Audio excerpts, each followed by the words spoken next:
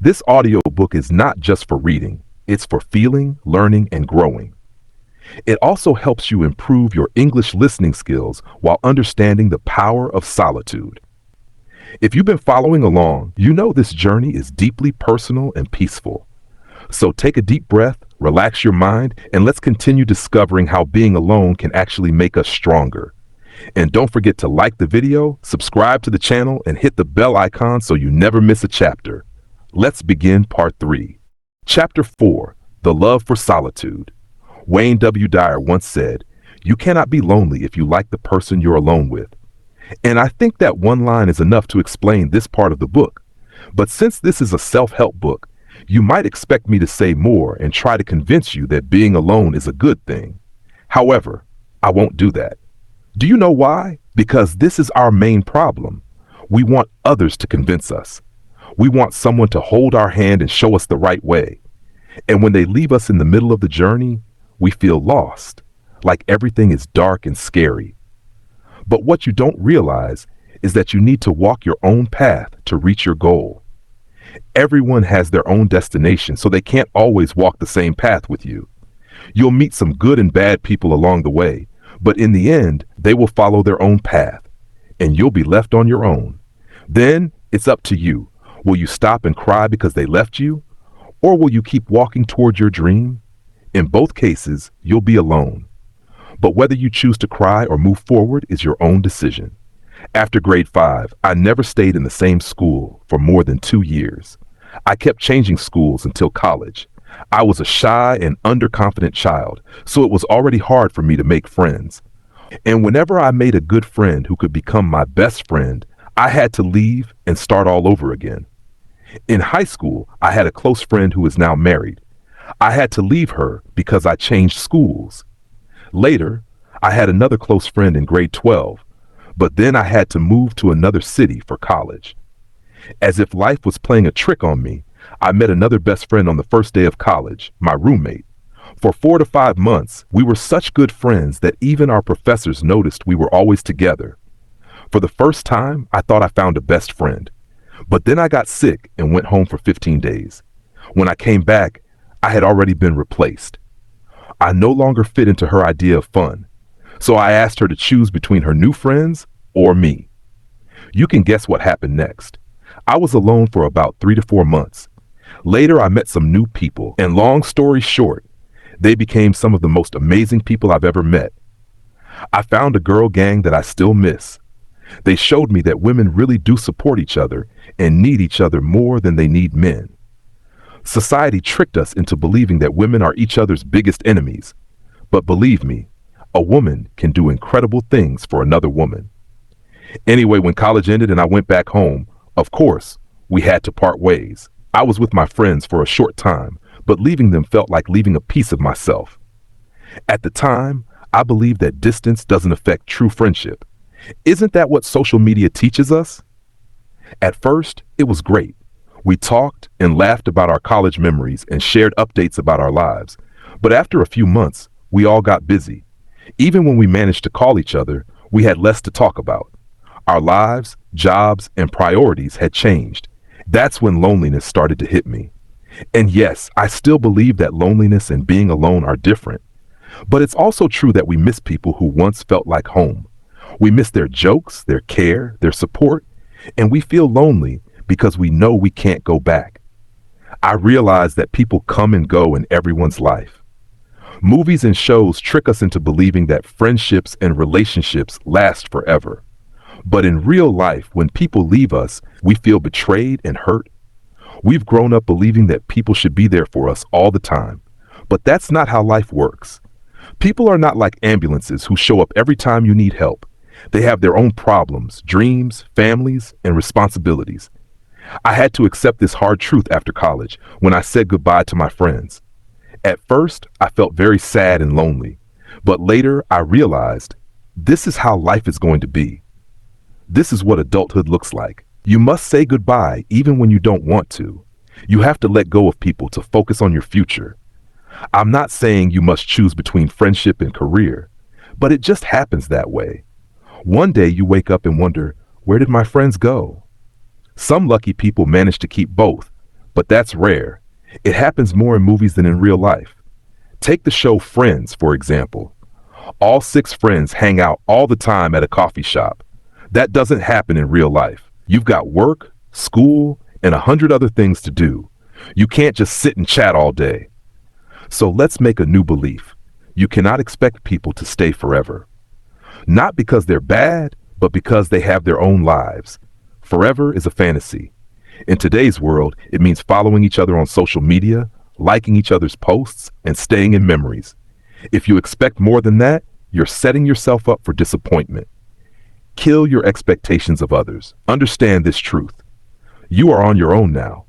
No one will stay with you forever. People cannot babysit you. Even if you're around people or find new amazing friends, don't depend on them. Make enough space in your heart for yourself so being alone feels safe and happy. Let being with people be a bonus, not your only way to be happy. Ask yourself what you want from life. If you want to keep moving forward, then also choose to love the person you're walking with. And that's you. When you love yourself, you'll enjoy the journey. You'll feel happy being alone. One voice, one mind, one opinion. It's peaceful. You won't need to pretend to be someone else to make others like you. You'll feel free just being yourself. I hope you understand what I'm saying. I'm not telling you to push people away. Never do that. It's rare to find people who truly care. I'm just reminding you. Don't forget yourself in all the noise. The next chapter is about how to turn your alone time into a period of growth. But that can only happen when you stop seeing loneliness as a curse and start seeing solitude as a gift. When you're ready to walk alone, let's walk toward the life you've always dreamed of. Chapter 5, Practicing the Art of Being Alone. Georgia O'Keeffe was an American modern artist. People often call her the mother of American modernism. She was born on November 15, 1887, and was the second of 7 children. She grew up on a farm near Sun Prairie, Wisconsin. By the time she finished high school, she had already decided that she wanted to become an artist. Georgia studied at the Art Institute of Chicago and the Art Students League in New York. There she learned traditional painting methods. But after 4 years, her art changed a lot when she studied under Arthur Wesley Dow. He gave her a new way to think about art. For 2 years, she experimented with abstract art while teaching in West Texas. Through her charcoal drawings, she found a way to express her emotions and ideas in her own style. She sent some of these abstract drawings to a friend in New York City. Her friend showed them to Alfred Stieglitz, a famous art dealer and photographer, who later became her husband. He was the first to show her work in 1916. By the mid-1920s, O'Keeffe was already one of America's most famous and successful artists. She was known for her paintings of tall New York buildings, symbols of modern life in America, and also for her bold and unique flower paintings. But while she was successful, she started to feel tired of New York's busy city life. Her husband, Stieglitz, loved to be around people, but O'Keeffe liked to be alone. She often said, "There is a kind of freedom in being alone." Finally, in 1929, she went to New Mexico for the first time to get away from the crowd. This started a new chapter in her life.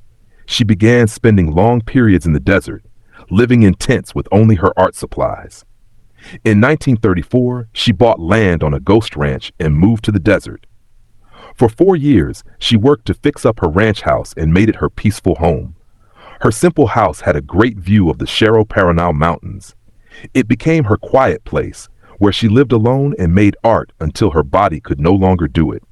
Her art and her reason for making it were simple.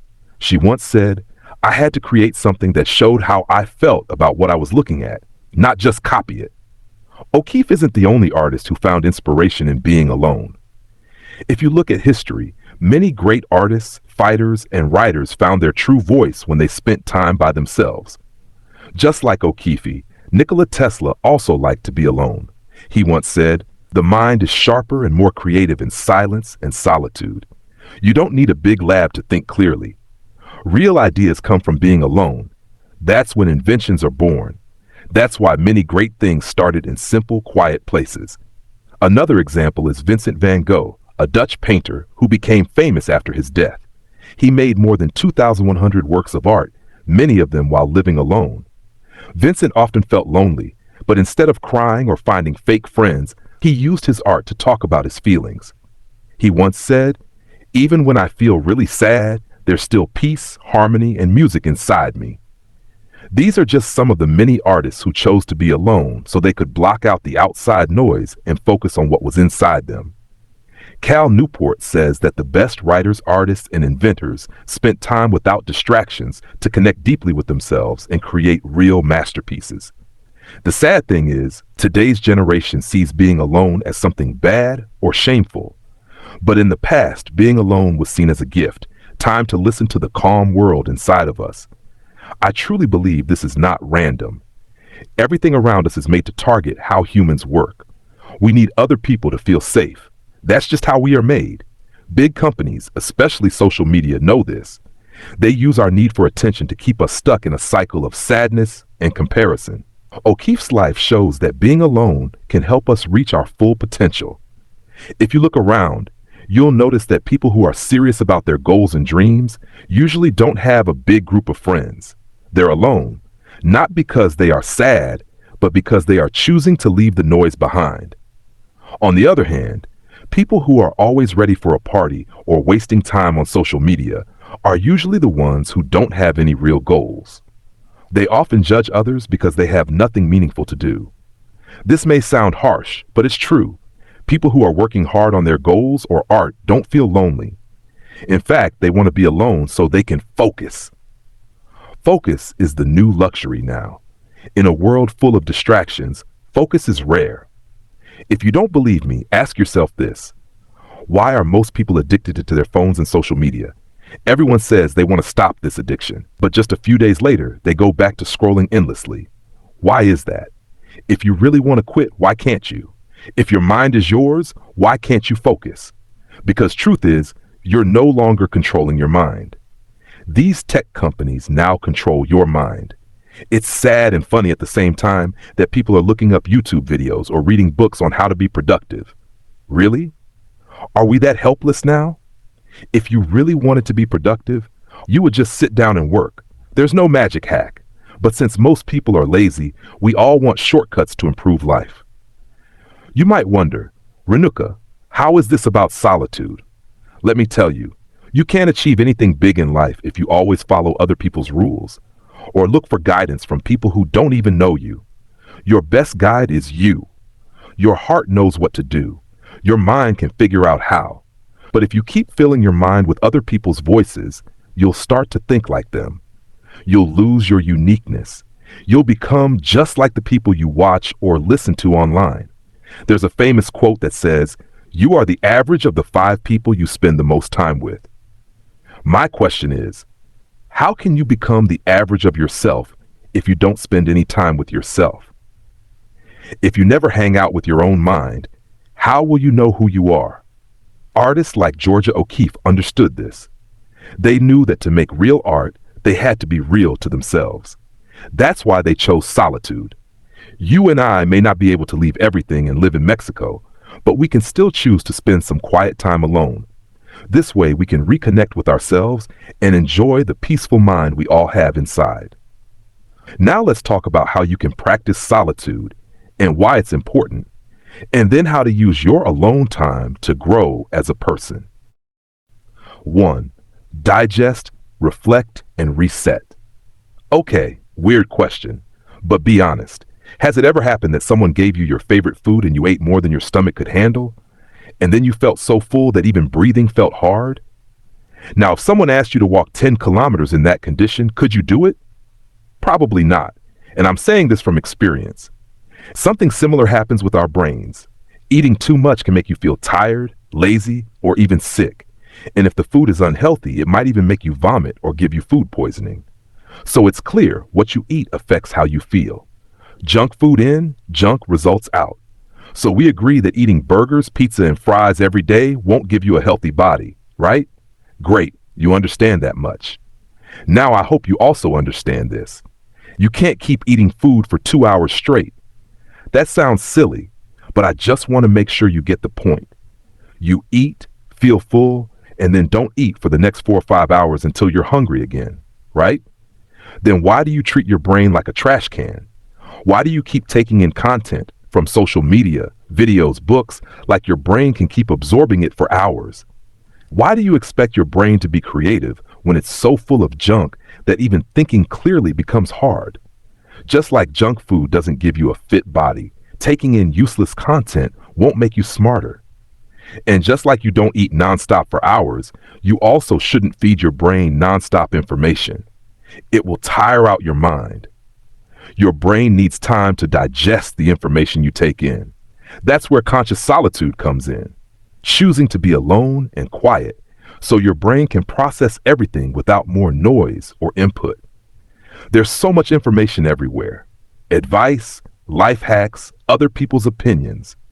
If you don't pause and take a break, you'll drown in it all. We're always taking in stuff from the outside world, but we never give our minds the time to think about it properly. There's so much noise around you, and you don't even know what's going into your mind anymore. We hear something powerful or something that sounds deep, and we just believe it without thinking. It doesn't even matter whether it's positive or negative. What matters is you've stopped thinking for yourself. YouTubers, podcasters, authors, influencers, they are just people, not gods. What they say might not be right for your life. So throw away the things that don't make sense to you.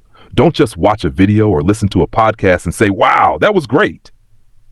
Think before you allow any advice or belief to stay in your mind. If you're always filling your brain with other people's opinions, you'll forget your own.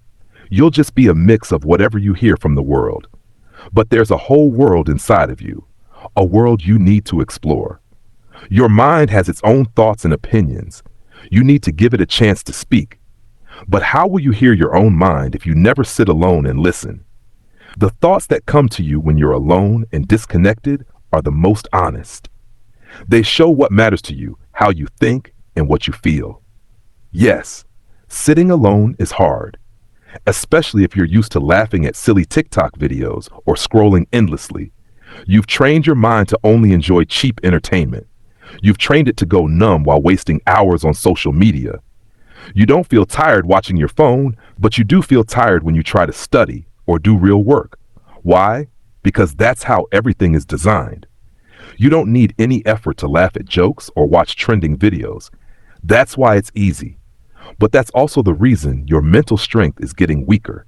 You and I are practicing every day how not to focus. Read that again. All I want to say is, sitting alone will feel difficult in the beginning, but right now it's very important. You need to give your brain time to digest, reflect, and reset. Take time to reflect on what matters and delete what doesn't. Make space in your mind so you can take in new, better things. Let your mind rest and be free from the noise around you. Let it create its own beautiful world. Otherwise, like I said before, you'll just become the average of what's around you. The time you spend with yourself will help you clear the junk, form your own opinions, and understand your thoughts and beliefs. In simple words, clean your mind every day. Detox your brain every day. The art of getting bored. When I started my journey as a writer, I used to watch and read interviews of famous writers, and I noticed one thing that was common in all of them.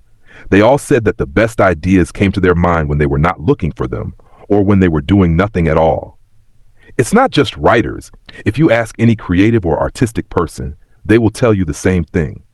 I used to think this was not possible, until it happened to me. We are always busy, one task after another, one email after another, one video after another, one thought after another. This cycle never ends. We never stop to think about who we are becoming, what we are losing, what we are thinking, or how our mind is working. When you keep taking in information from outside without thinking about it, you start acting and thinking like everyone around you, and then you wonder why you don't get any creative ideas. When I started spending more time alone, I gave my brain the rest it really needed. It helped me remove all the useless information from my mind. And trust me, when I least expected it, I started getting some beautiful ideas, the kind I never thought I could come up with. I used to think I was dumb. It is a relaxed brain that creates new ideas, not a busy brain that is so full it feels like it's going to explode with stress. If you keep feeding your brain nonstop, You give it no time to understand what you're taking in. And science has proved that your brain needs time to process information. If you don't give it that time, everything in your brain gets mixed up and messy. That's why some people feel tired all the time, can't focus, and feel like creativity is impossible. In today's world full of stress and endless to-do lists, it's hard to find time to do nothing. And that's the biggest reason why you should find time to do absolutely nothing. In the book Eat, Pray, Love by Elizabeth Gilbert, she talks about an Italian idea called dolce far niente, which means the sweetness of doing nothing. Doing nothing means exactly that, doing nothing. No phone, no social media, no books, no chatting. Just you sitting in the moment without any goal or task. It means slowing down and letting your mind rest. The sweetness of doing nothing, or what I call the art of getting bored, is very similar.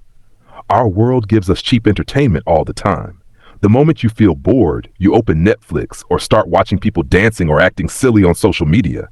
Entertainment is always right there, anytime you want it. But this is slowly making your brain weak and lazy. We treat being busy like it's a prize. If we're not working, we're trying to grow, travel, start a business, learn, or create. And not being busy feels scary. For some people, it means facing themselves. For others, it means feeling useless or not good enough. Free time makes many people feel uncomfortable. We've learned to silence or numb our minds. We keep ourselves busy with fun distractions or big to-do lists. But we forget that being bored is an art. In a world where you can enjoy thousands of things with just one click, it takes real skill to sit and feel happy doing nothing. When you choose to do nothing on purpose, you stop filling your brain with junk and give it the rest it needs. You also start learning self-control. A lot of people go back to toxic friends or exes just because they can't handle being bored. They accept low-effort relationships because they are afraid of being alone. But why? Being bored can be like meditation. You sit alone with your thoughts. The only rule is to be aware of your mind. Don't let it fall into negative thinking or self-blame. You learn how to guide your mind. You learn how to control your desire to be around people. You learn to say no to cheap entertainment. You learn to stop chasing temporary fun. And this builds self-control. You learn to be bored, like an artist. And your mind rewards you with the most creative, this amazing ideas you didn't expect. You won't get those ideas on the very first day. The first day will feel like a waste of time, and you might even curse me. Your mind will try to trick you. It might remind you of how you're not good enough or bring back bad memories. Before you know it, your bored time will become overthinking time.